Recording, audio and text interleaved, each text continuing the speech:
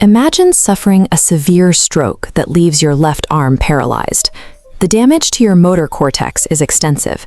Yet, when a doctor asks you to move that arm, you do not feel fear or confusion. You simply do not realize the paralysis exists.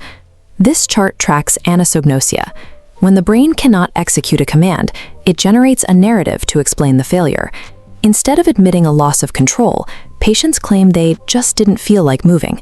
The mind falsifies reality to maintain the perception of agency. If our consciousness can delete a physical disability to keep its story consistent, we must treat our daily perceptions with skepticism. Our senses function as an evolutionary user interface, designed to hide the complexity of base reality behind simple, useful icons that facilitate survival.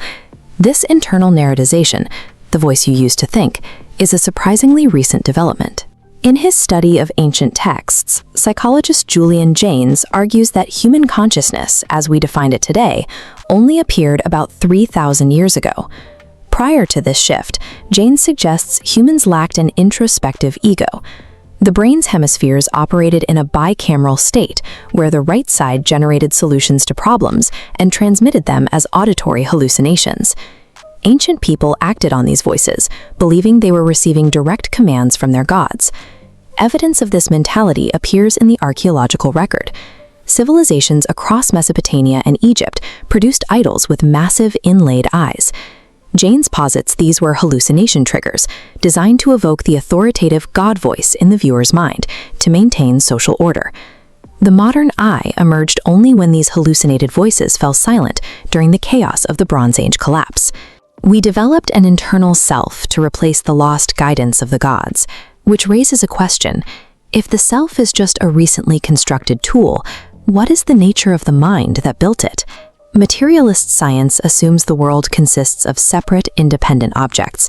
However, idealist philosophers and modern neuroscientists suggest that perception and reality are actually part of the same continuous process.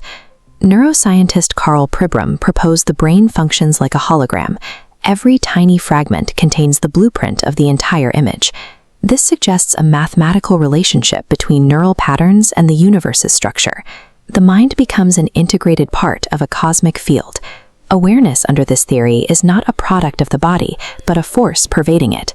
The universe uses the individual mind as a mirror to experience its own reflection. Quantum physics provides a mechanical basis through superposition. Subatomic particles lack fixed positions. They exist in an infinite number of overlapping states simultaneously. These possibilities only resolve into a solid state during measurement. Conscious observation forces the quantum cloud to collapse into physical reality. This implies that the environment is not a pre-existing stage we walk through.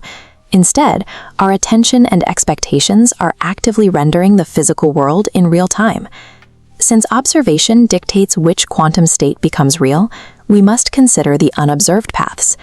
If the mind selects one version of reality, the other possibilities might still exist as parallel timelines.